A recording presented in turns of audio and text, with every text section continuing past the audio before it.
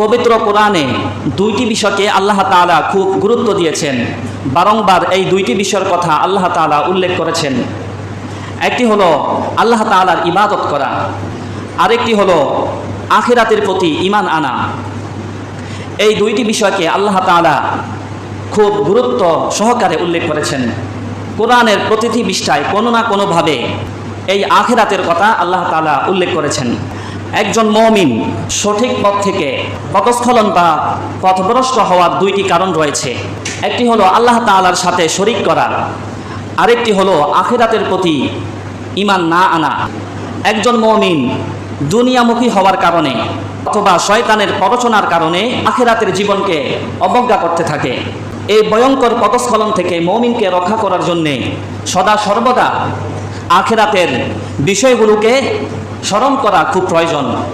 আখিরাতের প্রতি বিশ্বাস স্থাপন করার অর্থ হলো কোরআনুল কারিমে আল্লাহ তাআলা আখিরাতের বিষয়ে যা কিছু বলেছেন, রাসূল কারীম সাল্লাল্লাহু আলাইহি ওয়াসাল্লাম হাদিসের মধ্যে আখিরাতের বিষয়ে যা কিছু ইরশাদ করেছেন, বলেছেন, সবগুলো বিষয়কে কোনো রকম সন্দেহ ছাড়া বিশ্বাস করা। এটি হলো আখিরাতের প্রতি বিশ্বাস স্থাপন করা বা ঈমান আনা। আখিরাতের প্রতি বিশ্বাসের প্রথম বিষয় হলো কবরের জীবনকে বিশ্বাস করা। মানুষ মৃত্যুবরণ করলে কবর দেওয়া হোক অথবা না হোক, মৃত্যু থেকে নিয়ে কিয়ামত পর্যন্ত এই সময়টি হলো বরজখ বা কবরের সময়, কবরে থাকার সময়। এই অবস্থায় মানুষ দুনিয়ার মধ্যে যে কর্ম করেছিল সেটির সে প্রতিদান পাবে, পুরস্কার পাবে। যদি গুনাহ করে তাহলে শাস্তি পাবে। এই বিষয়ে আল্লাহ রাব্বুল আলামিন পবিত্র কোরআনুল কারীমের সূরা গাফিরের ৪৫ এবং ৪৬ নং আয়াতে ইরশাদ করেন, ওয়াহাকা বিআলি ফিরআউনা সুউল আযাব আন্নারু ইউরাদুনা আলাইহা গুদুওয়ান ওয়া আশিয়্যা ওয়া ইয়াওমা তাকুমুস সাআতু আদখিলু আলা ফিরআউনা আশাদ্দাল আযাব। আল্লাহ তাআলা ইরশাদ করেন, ফেরাউনের সম্প্রদায়কে কঠিন শাস্তি পরিবেষ্টন করেছে। আন্নারু ইউরাদুনা আলাইহা গুদুওয়ান ওয়া আশিয়্যা, এই ফেরাউনের সম্প্রদায়কে সকাল সন্ধ্যা দুইবার আগুনের সামনে উপস্থিত করা হয়। ওয়া ইয়াওমা তাকুমুস সাআহ, যেদিন কিয়ামত সংগঠিত হবে, আদখিলু আলা ফিরআউনা আশাদ্দাল আযাব, সেদিন বলা হবে ফেরাউনের সম্প্রদায়কে কঠিন শাস্তির মধ্যে প্রবেশ করাও। রাসূল কারীম সাল্লাল্লাহু আলাইহি ওয়াসাল্লাম ইরশাদ করেছেন, ইন্নাল কবর আউয়ালু মানজিলুম মিন মানাজিলিল আখিরা, কবর হলো আখিরাতের জীবনের, আখিরাতের প্রথম ঘাঁটি। ফাইন নাজা মিনহু ফামা বাদাহু আইসারু মিনহু, যে ব্যক্তি এই কবরের মধ্যে নাজাত পাবে সে পরবর্তী সকল বিষয়গুলোর মধ্যে নাজাত পাবে। ওয়া ইল্লাম ইয়ানজু মিনহু ফামা বাদাহু আশাদ্দু মিনহু, আর যে ব্যক্তি কবরের বিষয়গুলোর মধ্যে রক্ষা পাবে না সে পরবর্তী সকল বিষয়গুলা থেকে রক্ষা পাবে না, তার জন্য সেগুলো কঠিন থেকে কঠিনতর হয়ে যাবে। রাসূল কারীম সাল্লাল্লাহু আলাইহি ওয়াসাল্লাম আরো ইরশাদ করেন, মা রাআইতু মানজারান ক্বাত্তু ইল্লাল কবরু আফদাউ মিনহু, কবরের মতো ভয়ঙ্কর দৃশ্য আমি আর দেখিনি। কবরের বিষয়টি সত্য, এটি আমাদেরকে বিশ্বাস করতে হবে। কবরের মধ্যে শাস্তির এবং পুরস্কারের বিষয়টি সত্য। কবর কারো জন্য জান্নাতের বাগান হয়ে যাবে, আবার কারো জন্য জাহান্নামের গর্তে পরিণত হবে। আখিরাতের দ্বিতীয় বিষয় হলো কিয়ামতের আলামত। কিয়ামত সংঘটিত হওয়ার পূর্বে কিয়ামতের কিছু আলামত দেখা যাবে। এই আলামতগুলো দুই প্রকার, আলামতে সুগরা, আলামতে কুবরা। আলামতে সুগরা হলো ছোট ছোট নিদর্শন, ছোট ছোট আলামত। এই ছোট ছোট আলামতগুলোর মধ্যে সবচেয়ে প্রধান এবং প্রথম আলামত হলো হুজুর সাল্লাল্লাহু আলাইহি ওয়াসাল্লামের আগমন। হাদিসে এবং কোরআনে এই ছোট ছোট আলামতগুলার অনেকগুলা প্রকার উল্লেখ করা হয়েছে। যেমন প্রাকৃতিক পরিবর্তন, আরব উপদ্বীপে নদ নদী তৈরি হওয়া, আরব উপদ্বীপগুলো সবুজ সতেজ হয়ে যাওয়া। আরেকটি প্রাকৃতিক পরিবর্তন হলো ফুরাত নদীর তলদেশ থেকে স্বর্ণের পাহাড় বের হবে। এই সম্পদের জন্যে মানুষ ভয়ঙ্কর যুদ্ধে লিপ্ত হবে। মানুষ অল্প সময়ের মধ্যে অনেক কাজ করে ফেলতে পারবে প্রযুক্তির উন্নতির কারণে। ব্যাপকভাবে অর্থনৈতিক সফলতা হবে। মানুষ অসচ্ছল থাকবে না, সবাই ধীরে ধীরে সচ্ছলতায় পরিণত হবে, সচ্ছল হয়ে যাবে। এমনকি জাকাত দেওয়ার জন্যে জাকাতের হকদার পাওয়া যাবে না, জাকাত দেওয়ার মানুষ পর্যন্ত পাওয়া দুষ্কর হয়ে যাবে। মানুষ এতই সচ্ছল হয়ে যাবে। নৈতিক ও ধর্মীয় অবক্ষয়, মানুষের বিশ্বাস এবং ধার্মিকতা কমে যাবে, হ্রাস পাবে। বেশি বেশি মানুষ জুলুম করবে, অত্যাচার করবে, গুম খুন বেড়ে যাবে, সন্ত্রাস হত্যা বেড়ে যাবে। কিয়ামতের বড় আলামতগুলোর মধ্যে রাসূল করিম সাল্লাল্লাহু আলাইহি ওয়াসাল্লাম 10টি আলামতের কথা উল্লেখ করেছেন। কিয়ামতের বড় বড় 10টি আলামত রয়েছে। রাসূল বলেন, ইন্নাস সাআতা লা তাকুনু হাত্তা তাকুনা আশরু আয়াত। ততক্ষণ পর্যন্ত কিয়ামত সংঘটিত হবে না যতক্ষণ না এই 10টি আলামত প্রকাশ পাবে। প্রথম আলামত হলো খসফুম বিল মাশরিক, পূর্ব দিকে একটি বড় ভূমিধস হবে। অনেক বড় স্থান জুড়ে মানুষ এবং স্থাপনা নিয়ে ভূমি দেবে যাবে।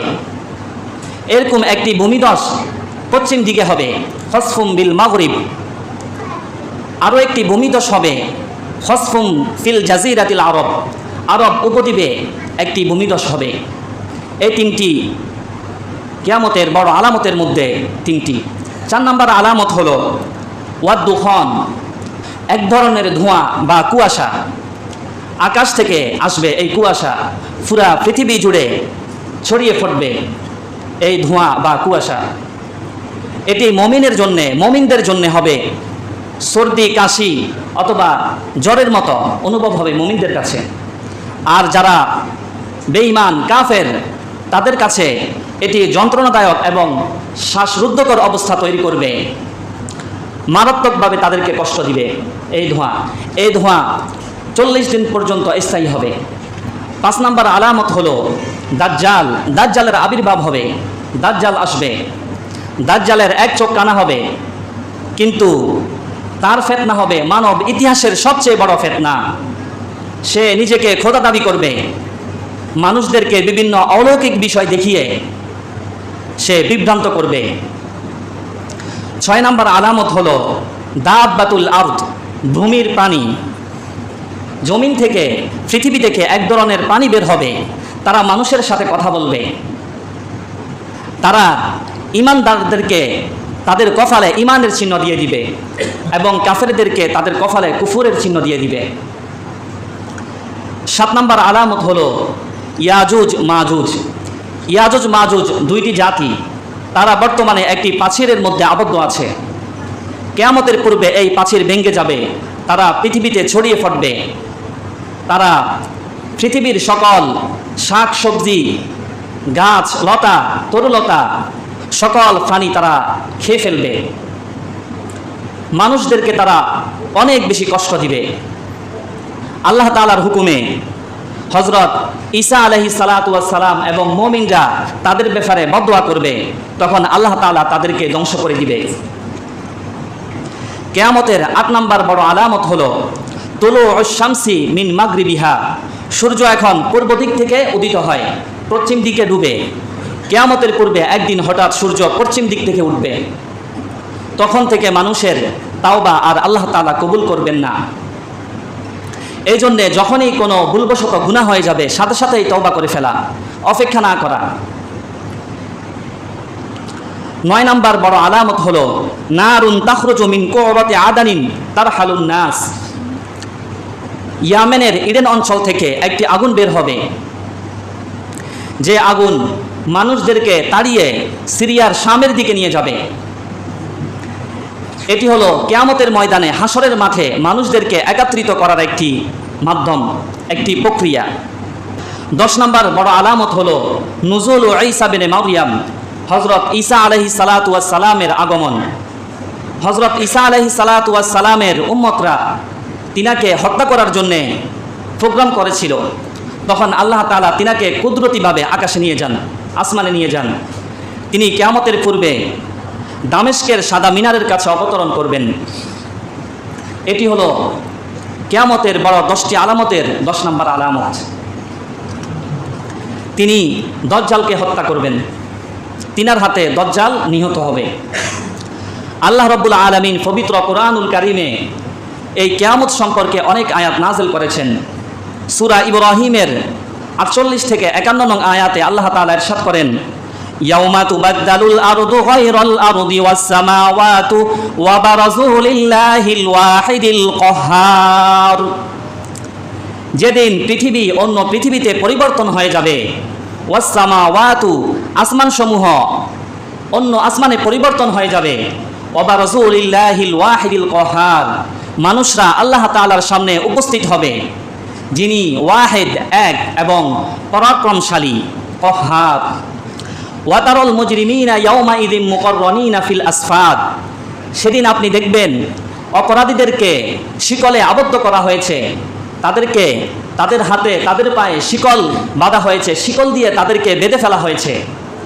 সারাবিলুহুম মিন কাতিরানি ওয়া তাগশা বুজুহাহুমুন নার।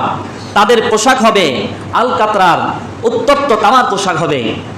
ওয়া তাগশা বুজুহাহুমুন নার, তাদের গালে মুখমণ্ডলে আগুন ঢেলে দেওয়া হবে, আগুন নিক্ষেপ করা হবে। লিয়াজজিয়াল্লাহু কুল্লা নাফসিম মা কাসাবাত ইন্নাল্লাহা সারিউল হিসাব।